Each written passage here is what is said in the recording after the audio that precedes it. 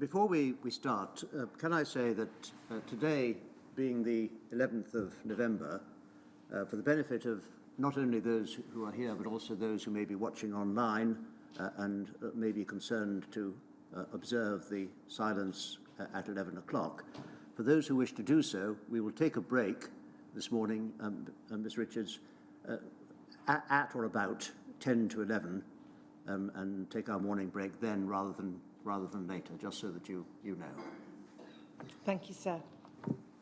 So the two topics I'm going to be focusing on this morning, by reference to Professor Cash and his own decisions and actions, are the questions of surrogate testing for non-A, non-B hepatitis, so testing of blood donations for non-A, non-B, and then the introduction or delay in introduction of testing of blood for hepatitis C. So dealing first with surrogate testing, we can perhaps most usefully pick the picture up in relation to Professor Cash at PRSE 0002641.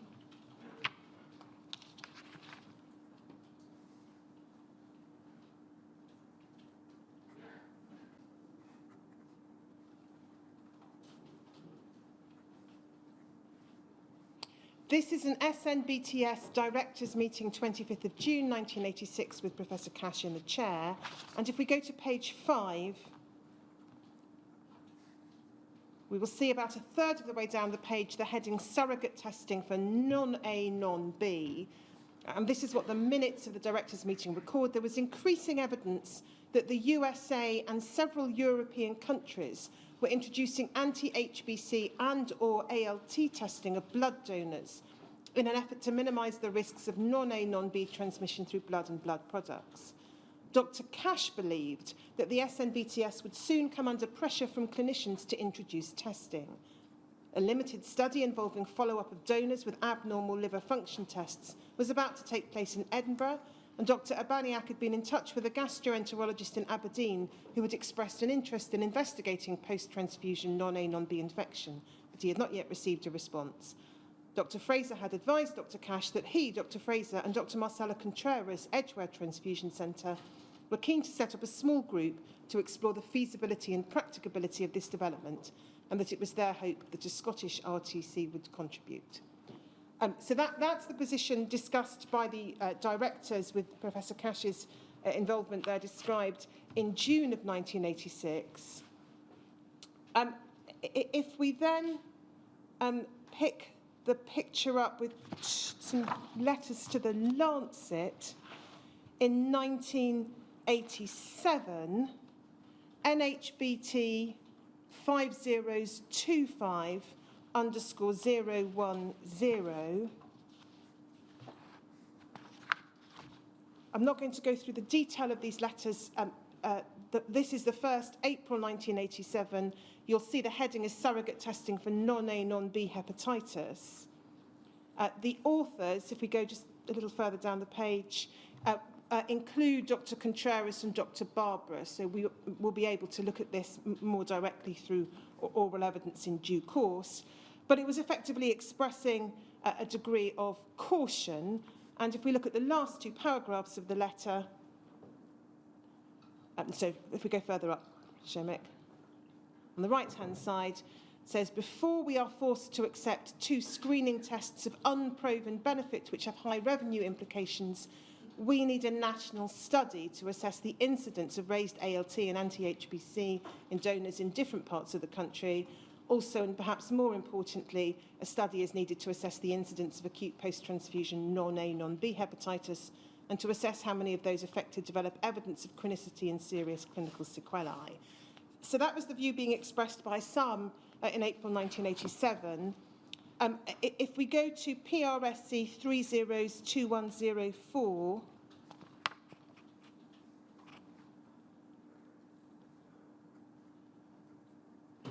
there were 2 further letters on this topic in the Lancet in June of 1987.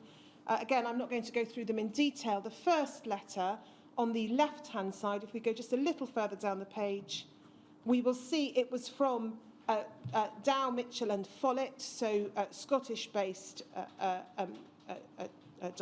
clinicians. And if we look at that last paragraph, we can see again what was being suggested was a study. It would be prudent to do a UK study to assess the real incidence of acute post-transfusion non-A, non-B hepatitis and to assess the proportion of those chronically affected before considering following the American surrogate testing policy.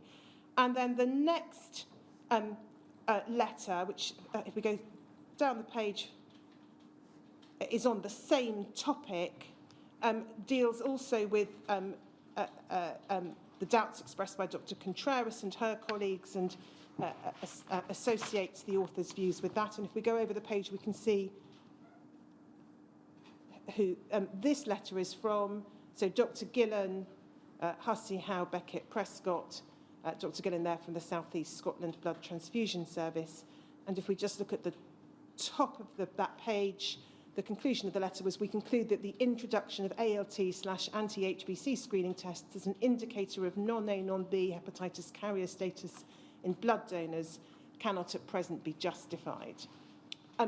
Now, those Lancet letters then came to be considered at a meeting at BPLL 307202.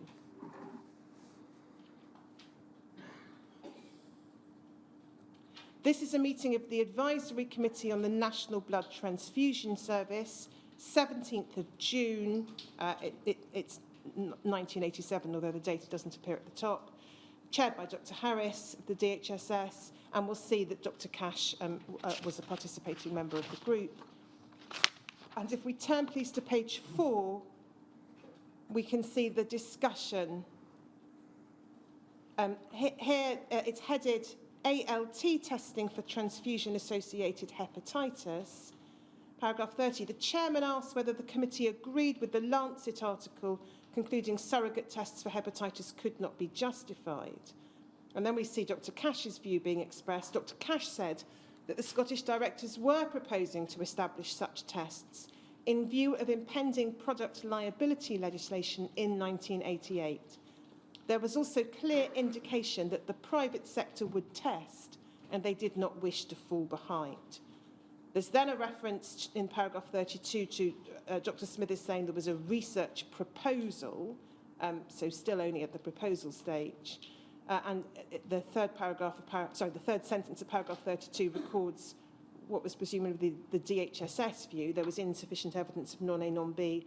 After the HIV deferral of donors had been introduced, it was therefore now even less cost-effective.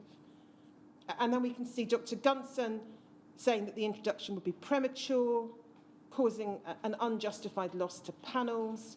Dr. Forrester gave an assurance that there would be no decision until research had been carried out. The chairman summarised the views. If testing was introduced, it should be national. He noted the research on baseline data would be carried out. The position would be monitored here and abroad. So no recommendation from this committee to introduce testing, but you will have seen the reference, if we just go back up to paragraph 31, to Dr. Cash's views. And there are two themes there expressed, and because time doesn't permit me to go to all the documents or all of Professor Cash's evidence to the Penrose inquiry, I can say those are two themes that reappear in the contemporaneous material.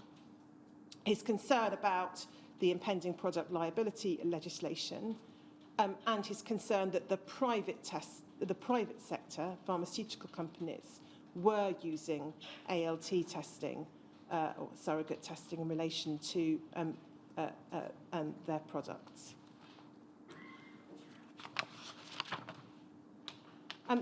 If we then go to PRSE 00014444, we can see a further letter to the Lancet, this time co-authored by Professor Cash. So the date is the 4th of July 1987, and we can pick it up halfway down the page, the right-hand column. So actually, if we look at the bottom half of the page, please, show Mick. The heading of the letter is Testing Blood Donors for Non-A, Non-B Hepatitis, Irrational perhaps, but inescapable. A somewhat attention-grabbing headline. Then there is reference to some of the earlier letters in the Lancet.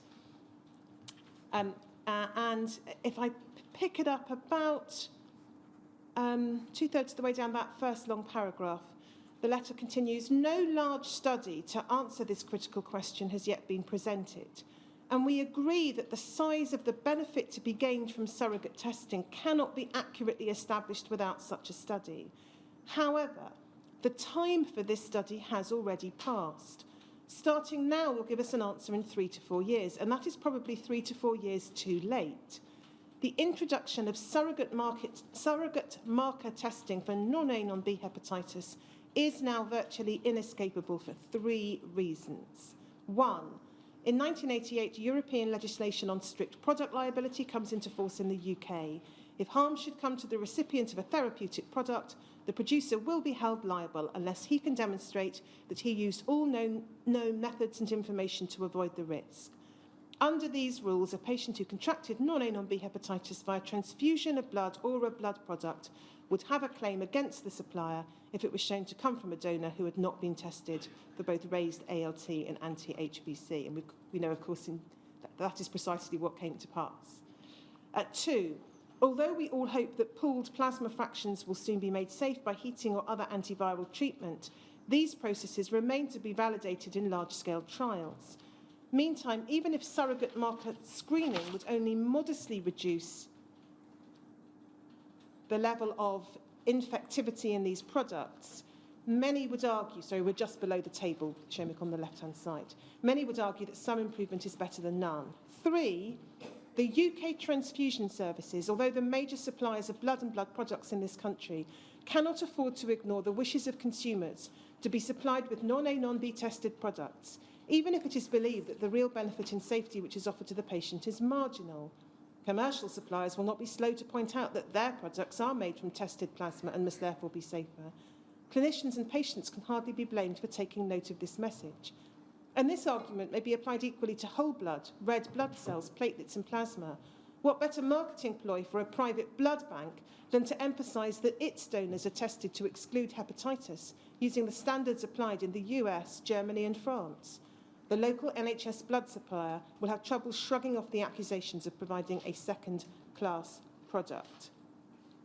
The letter continues. I'm not going to take time now going through the rest of it, but if we go to the top of the right-hand column, we can see the conclusion. Looking at these 3 factors, producers' liability, competition and value for money, we suggest that the decision which has to be made is when, rather than whether, the UK transfusion services follow the lead of the US and other European countries in donor screening.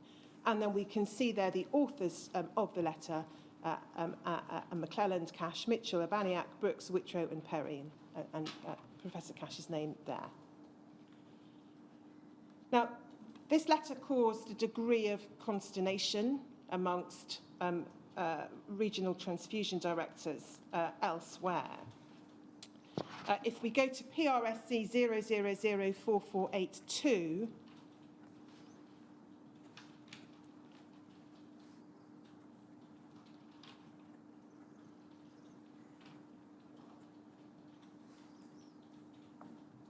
this is a letter of the 2nd of July 1987 from Dr. Fraser, who was director of the Regional Transfusion Centre in Bristol. It's addressed to Professor Cash. It thanks him for sending a copy of the letter that was due to appear in the Lancet, and then continues as follows. I think you will find that the transfusion directors in England and Wales will not be very pleased at reading this letter. I recollect that the topic was discussed briefly at the Scottish Transfusion Directors meeting on 10th June last, and it was agreed, I thought, that there was a need for synchrony with England and Wales. I have a feeling that the Scottish directors had already made their minds up that they were going to suggest that surrogate testing for non-A, non-B hepatitis would be carried out in the Scottish services. And I think it is a pity that this was not actually mentioned at the RTD meeting.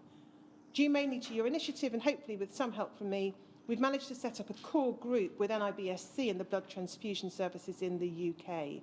I was assuming that this group would be able to advise on tests that might be required to be carried out on donor blood at its various meetings, and I would have thought that the proposals that you and your colleagues have suggested in this letter should first have been discussed at this core group, which is due to meet on the 22nd of July. I think you'll find there will be some adverse comments in the Lancet from the suggestions that you and your colleagues have made. We all managed to work together to introduce HIV antibody testing on the same date, I think it is only a shame that we've not been able to have the same type of discussion to agree whether or not to implement ALT and or core antibody testing in the UK. Professor Cash's response was dated the 8th of July, and it's PRSE 0001973.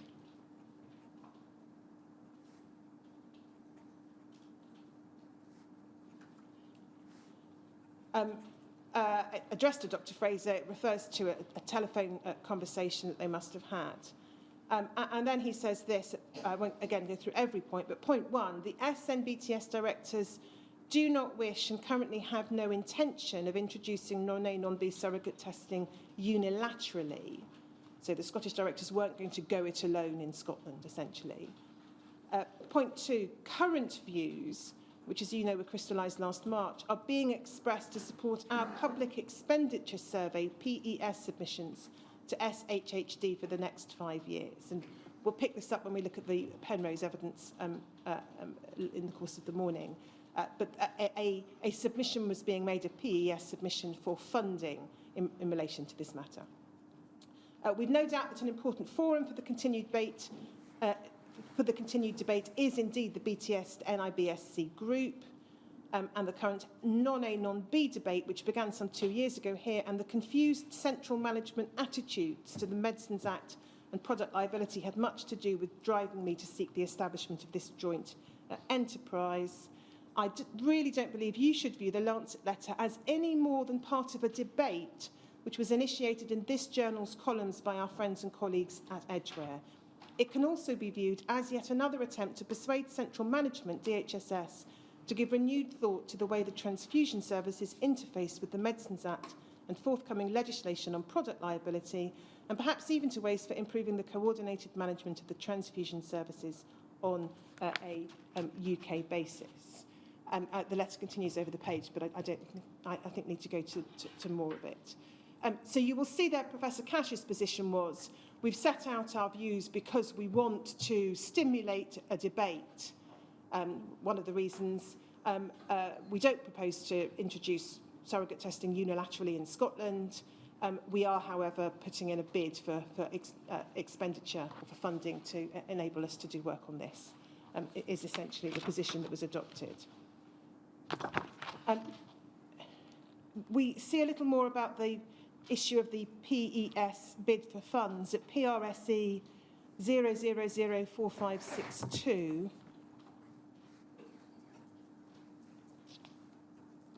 This is an internal note within the SHHD. It's from Dr. McIntyre, and it's dated the 21st of July 1987. And you'll see the heading is surrogate testing for non-A, non-B hepatitis and Scottish blood donations. So this wasn't sent to Professor Cash, but it's discussing the issues to which the documents we've just looked at referred. Last year, SNBTS applied in their PESC submission for funds to institute this testing. The request was declined. And then reference is made to the Lancet letter of June, which said essentially there needs to be a study, a UK-wide study, before we introduce the testing. And then reference to the Professor Cash and his colleagues' Lancet letter of the 4th of July. And the note reads as follows. However, in the Lancet, Professor Cash and the SNBTS regional directors have set out a case for starting testing, claiming that it is inescapable and cost-effective. The purpose of this minute is not to discuss all the relevant issues, but to point out that SNBTS may institute testing without further discussion as a fait accompli. I understand that a renewed PESC item seeks funding for the coming year. In theory, SNBTS should not be able to start without the necessary funds, but in practice they may be able to start, albeit in a limited fashion, but nevertheless setting a precedent. If this subsequently had to be stopped for lack of money or on a decision that it was not cost-effective, adverse publicity is possible. The present PESC request is understood to be for £300,000. The cost of testing is, according to the data in the Lancet letter, well in excess of £600,000. Apparently spare resources already effectively at the disposal of SNBTS could meet half the cost. So pausing there, the SHHD concern appears to have been that this letter indicated that SNBTS might unilaterally introduce surrogate testing. and then it would be difficult to row back from that, and it might result in adverse publicity for the Scottish Home and Health Department if it then refused to provide additional funding. That's an inference that you may wish to consider in relation to this letter. And then it continues, Professor Cash has assured Dr. Fraser of Bristol MBTS in a letter dated 8th of July that he will not institute testing unilaterally. We have, however, no assurance that he will not do so in the near future without specific funding and without necessarily reporting what he's done to CSA or SHHD. So it appears that the Scottish Home and Health Department continue to be suspicious that there might indeed be a unilateral go-it-alone Scotland introduction by SNBTS. And then we see what is said to be the response of the Department of Health. DHSS have expressed their concern and dismay at the letter by Professor Cash and colleagues and have interpreted this as being SHHD policy. We have attempted to reassure them that it is not so. Their concern is that if we should commence testing unilaterally, they will feel obliged to follow. Professor Cash and his colleagues have been given the opportunity to engage in a research programme to evaluate the need for this testing, but have withdrawn as they feel the time for this study has already passed. There is then a letter at SBTS 40250_122.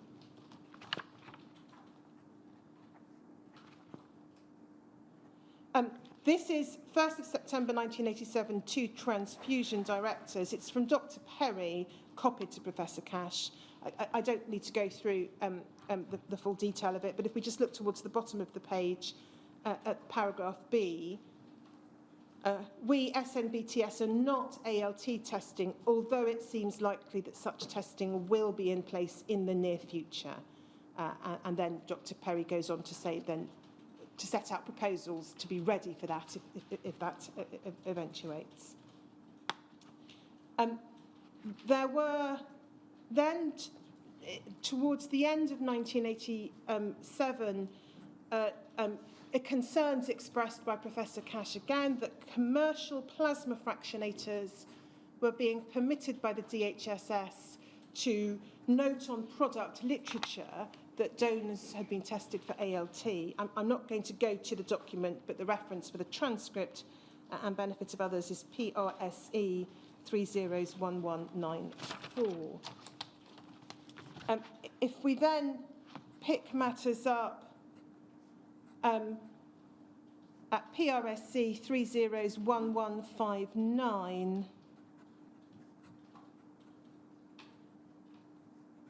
we have a further SHHD internal memo. This is dated the 17th of December 1987. It's from Dr. Forrester, entitled Screening of Blood Donations for Non-A, Non-B Hepatitis. And it records that Professor Cash has pointed out to us that a commercial producer of blood products is being allowed by DHSS to include in their product insert a statement that the product is derived from donations which have been ALT tested. We've confirmed that Professor Cash is correct. For some time, he has sought funds to screen all donations by both ALT testing and another test as a way to exclude some donations likely to transmit non-A, non-B hepatitis.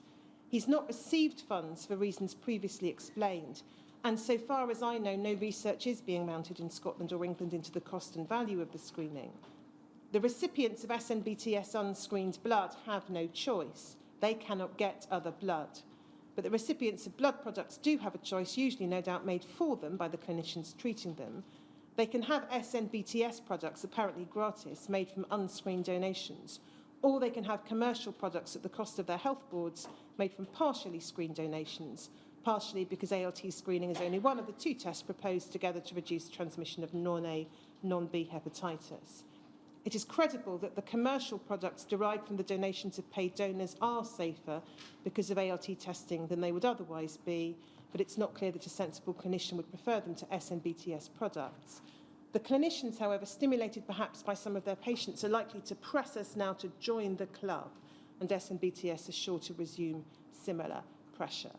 So the position, again, internally within the SHHD appears to be a concern that this issue is being raised as a means of securing funding, and it may be thought an unwillingness to provide the funding that would enable the testing to take place.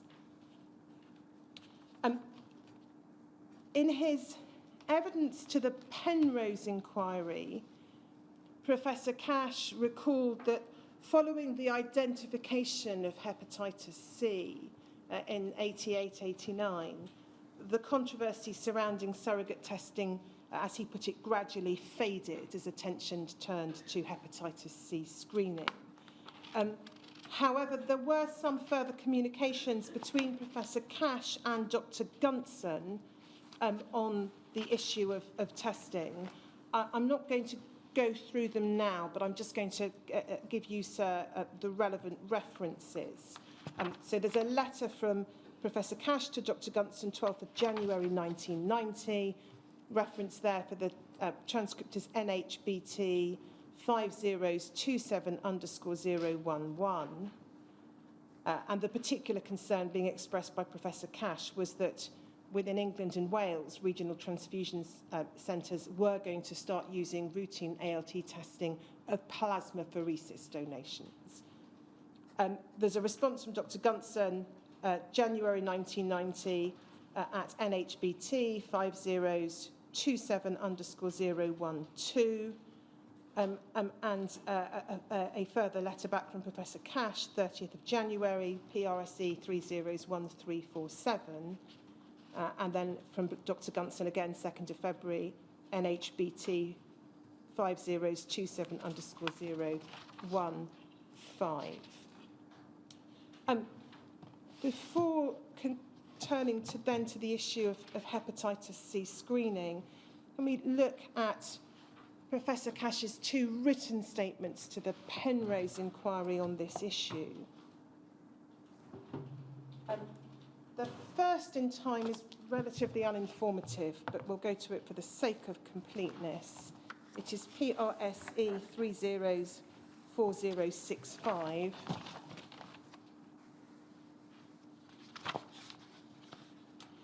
You'll see, sir, it's headed C2 witness statement surrogate testing. C2 was the Penrose inquiry's designation of the topic of surrogate testing. The statement starts on page 4. But the answers that are given by Professor Cash, and I don't mean this as a criticism, are relatively limited, perhaps because the material that he then had available to him in order to answer them was relatively limited. So I'm not going to go to the detail of any of his answers, but you have there his first statement on this issue. His second statement on this issue is rather more informative, and it's at PRSE 303232.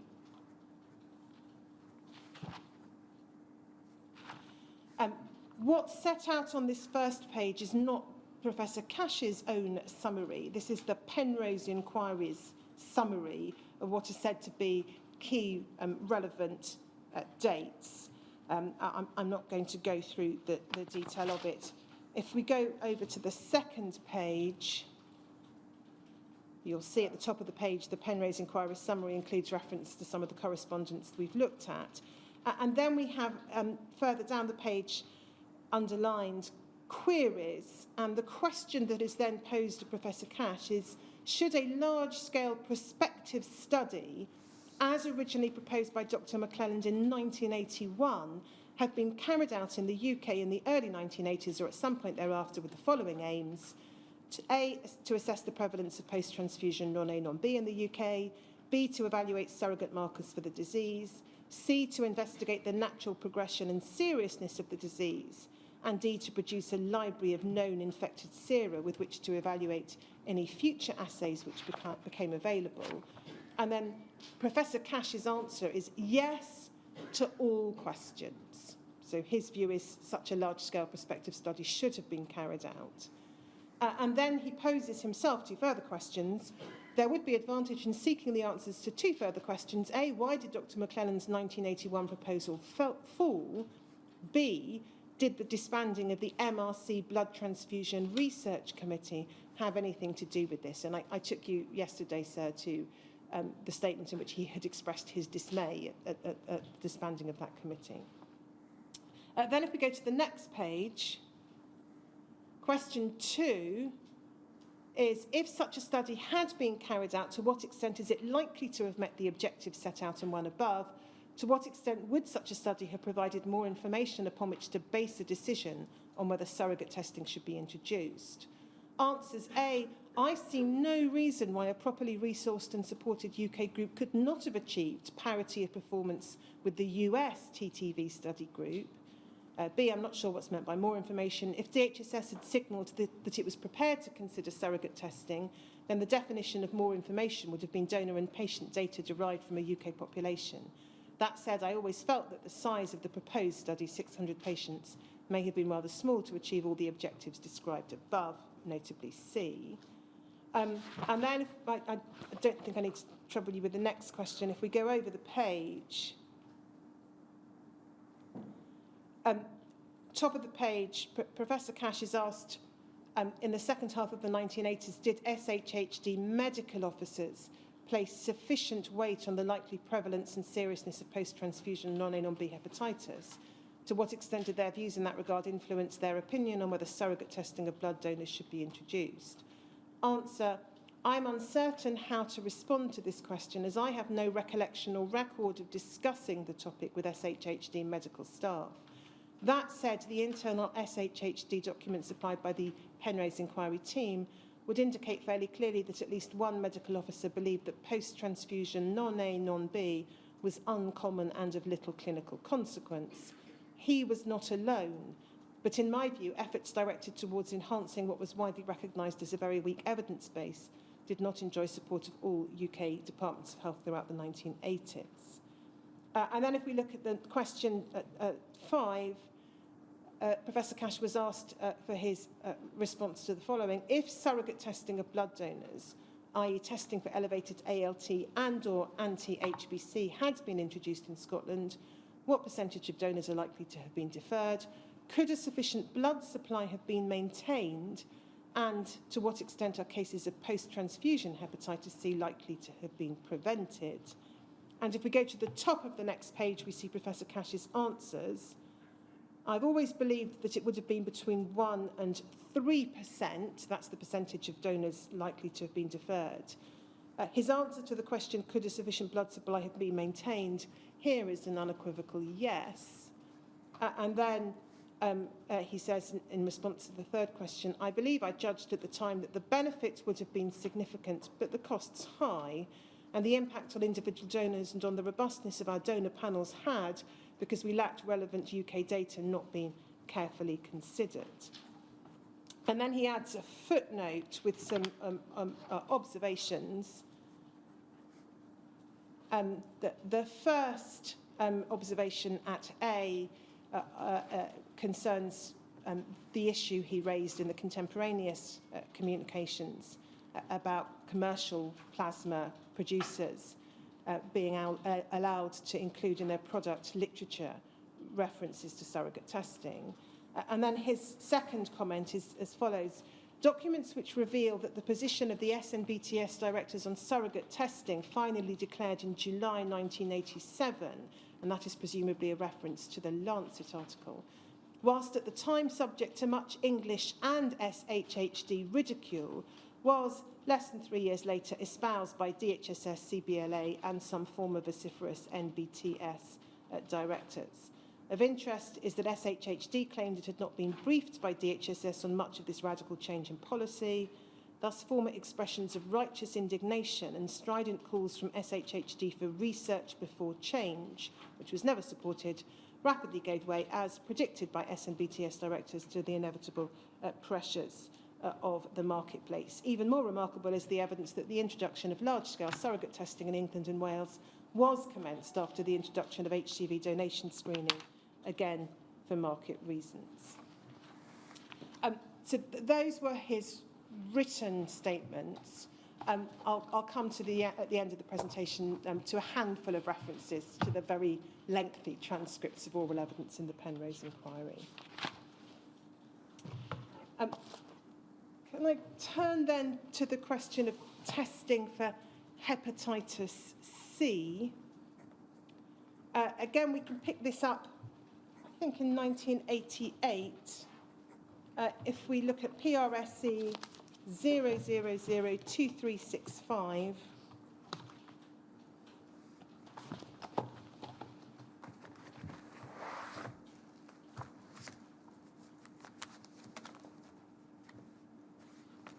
oh, I'm sorry, Shomek, wrong reference. PRSE 0002363.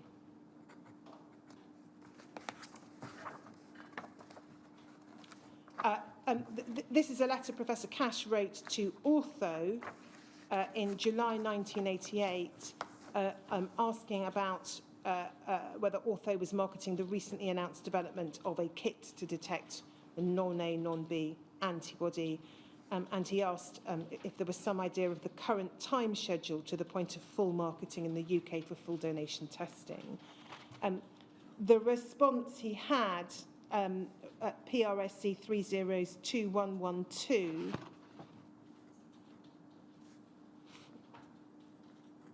from Mr.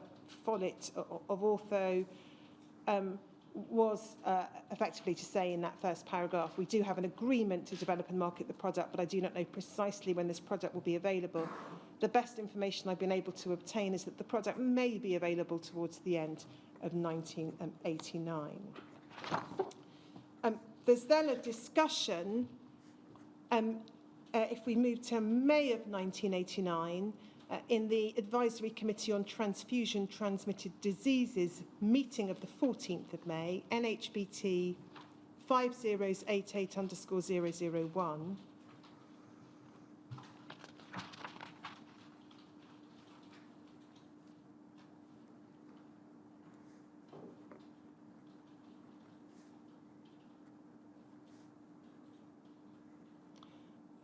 You'll see that those present included Professor Cash. If we go to the bottom of page 3, we'll pick up the heading non-A, non-B hepatitis, and there's reference to there being an oral report by Dr. Barbara, that's Dr. John Barbara, on progress with anti-HCV testing of donors in England and Wales, ALT anti-HBC study. And then if we go over the page, the second item is headed anti-HCV testing of donations from Scotland. Professor Cash reported that the SNBTS would be interested in taking part in evaluative trials of the Ortho Pharmaceutical Company's Chiron test, and said he would be grateful if Dr. Gunson would contact him about this matter.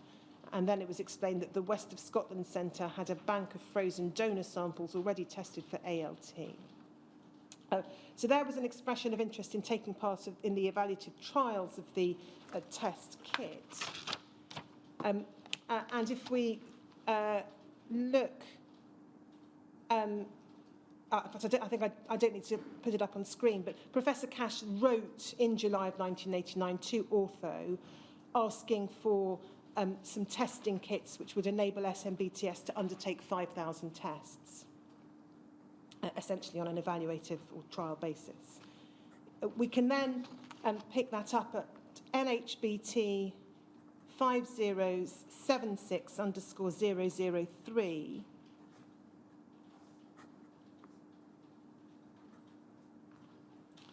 This is Dr. Gunson to Professor Cash on the 26th of July 1989. It says, I'm pleased you're carrying out 5,000 tests for anti-HCV. John Barbara has now almost completed the tests on the 9,000 from England, and when the results are to hand, I'll send them to you. I'm having some difficulties with Ortho, who are wanting to know when, not if, we're going to introduce routine testing and how many tests we wish to order. And then there's reference to a meeting in Rome in September. The intention of the meeting is to review the European experience with the test. My view is that we should not move until we know what our European colleagues are doing. For the UK, it is important that the SNBTS and the NBTS act in close collaboration, since I can foresee difficulties if one of us introduced the test unilaterally. So 2 points emerging from that last paragraph. First, a desire might be said to be cautious and not take any decisions in advance of understanding the European experience. And secondly, a desire that neither Scotland nor England and Wales go it alone, but that they collaborate. NHBT 40188_016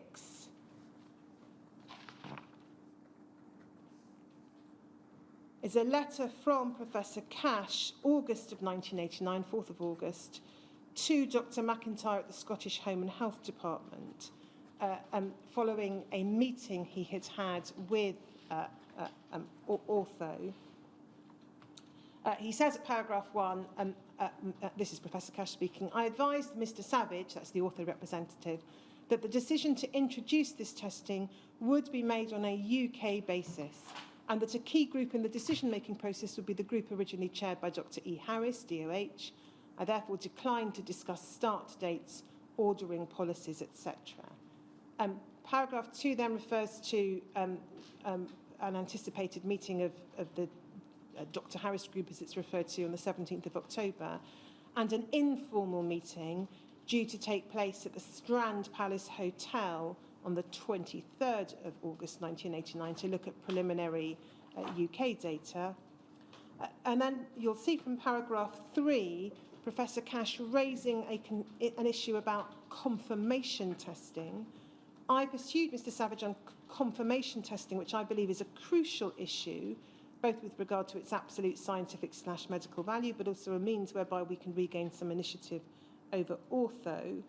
And then he sets out his understanding, which is that Ortho have an RIA confirmation test, but it uses the same antigen as the screening test, and Ortho currently do not wish or plan to market it. If we go over the page, Professor Cash continues that he indicated to Mr. Savage that, in my view, this proposal was wholly unacceptable. We would insist that the confirmation testing, which has a profound influence on the lives of many donors, was in our hands. And he strongly advises Dr. Harris's group to take up this issue in relation to confirmation testing. There's then reference in paragraph 4 to negotiations in relation to price. Paragraph 5 records that Mr. Savage of Ortho had indicated that Denmark would start full testing on the 1st of October, so that would have been the 1st of October 1989. Professor Cash then says, detailed question revealed that this statement was exceedingly speculative. And then paragraph 6, Mr. Savage believed that full testing in the USA would commence towards the end of the first quarter of 1990. And then there's a footnote in which Professor Cash sets out his advice as to how the UK should proceed. Let it be known to Ortho that a decision whether to introduce Chiron testing throughout UK BTS will be made at the special meeting to be held on the 17th of October 1989. That after the meeting on 17th of October, and presuming the inevitable that it will be agreed testing will be introduced, but in a coordinated fashion, Ortho be advised that a date for commencement will be considered when Ortho agree to make arrangements for confirmation testing technology to be transferred to UK NHS laboratories. And secondly, that commencement will also be subject to the kit system getting an FDA licence, subject to conditions B above being acceptable and delivered. Then I would suggest that the UK BTS plans to commence full testing on, and then this must be a date error. It says 1st of June 1989. Must, I think, be a reference, intended to be a reference to 1990. But significant funding is made available from the 1st of April 1990 for a 2-month run-up period using stored sera both at RTCs and confirmation laboratories. So those were Professor Cash's views as at August of 1989. Of course, we know it's a little over two further years before the testing is in fact introduced.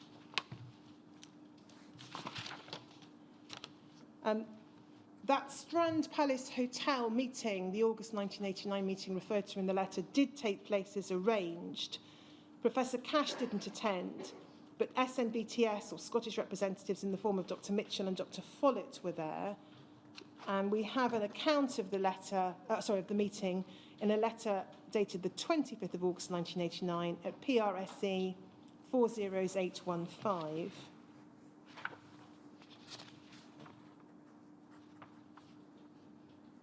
So you'll see it's addressed to Professor Cash. This is an account from Dr. Mitchell. At your request, Eddie Follett and I attended the meeting organised by Ortho Diagnostics in London. The meeting was attended by Dr. Gunson, Dr. Contreras and Dr. Barbara. There's then an account of the position said to have been set out by Mr. Davis of Ortho. I'm not going to go through the detail of that. If we go over the page, it says in the second paragraph, Mr. Davis then moved to the real purpose of the meeting and asked a number of questions. I will itemise these and indicate the responses given by the persons who were present from the blood transfusion service. So the first question, has any decision about blood testing been made? If not, how is it to be made? And if any other information is required from Ortho. The answer was given that no decision had been made. The decision would be subject to the advice of the National Advisory Committee on the Virological Safety of Blood. If the advisory committee were to make a recommendation, then this would go to ministers in England and Scotland for a final decision. It was made clear by us that no decision was possible before the October the 17th meeting, which was to follow the Rome meeting. So that was what was being set out as the anticipated decision-making process, advice from the ACVSB and then a decision by ministers. The second question was what if a decision were to be made in favour of doing the test? What would be the time and event schedule? Would there be a simultaneous announcement or a phasing? The answer, and again I won't go through the whole of it, was we explained that if such a decision were to be made, then the UK would move in unity and that there would be a simultaneous announcement as happened with the HIV antibody testing. And then there was an explanation as to the preparations that would need to be made, arrangements for counselling of donors, staffing and other matters. If we go to the top of the next page, we can see Dr. Mitchell referring to the position in Scotland. He says, I indicated that while I was willing to host a meeting in the Glasgow Centre, there was little likelihood that the Scottish transfusion directors would wish to have any kits in the foreseeable future until a decision was made. And there was then a further discussion in relation to that. And then if we go to the bottom half of that page, again, I'm not going to go through the detail, but there was a discussion amongst other things about the need for a confirmatory test. And it said it was emphasised Ortho needed to have a confirmatory test, and they indicated that this would be available in time for the Rome meeting. There's then a discussion about the position in the States. The FDA hadn't yet given approval, but the expectation was that that would happen early in 1990. And if we just pick it up in the last 6 lines of that page, we were surprised at this, that was what was the information about the position in the US, and why Britain was being asked to rush ahead of the United States, since in the past we had tended to be somewhat behind the US decisions. And then over the page, there's then a discussion about the training needs and backup programmes that would be required. There was a presentation, this is paragraph 5, by Dr. Barbara and Dr. Mitchell. Sorry, if we go to paragraph 5, Shamik, that's okay. About some studies and some figures. And then if we go to the final page, oh, I'm sorry, Shamik, it's the page before that. My apologies, that's the agenda. So this is the conclusion of that. It was made abundantly clear that we could not preempt the decision of the advisory committee, that's the Advisory Committee on the Virological Safety of Blood, that we were not representing the advisory committee, and we were certainly not representing the various departments of health. And then there were further discussions, and if we go to the final paragraph, we can see Dr. Mitchell saying this, in view of the comments in The Guardian, which I'm sure you will have seen, in the press interviews with Dr. Harold Gunson, I've written to you in some detail concerning the contents of the meeting that was held in London. I wish to stress that no decision was made, that no Department of Health was committed to any decision in advance of the recommendations of the Advisory Committee, which will make its own decision following the Rome meeting and taking account of all the scientific evidence which is being made available. And then he says he passed that on to Dr. McClelland and Dr. McIntyre. So I think that account probably brings us to the right point at which to take our first break this week. Yes, well, we'll do that now. We will come back at 25 past 11. 25 past 11.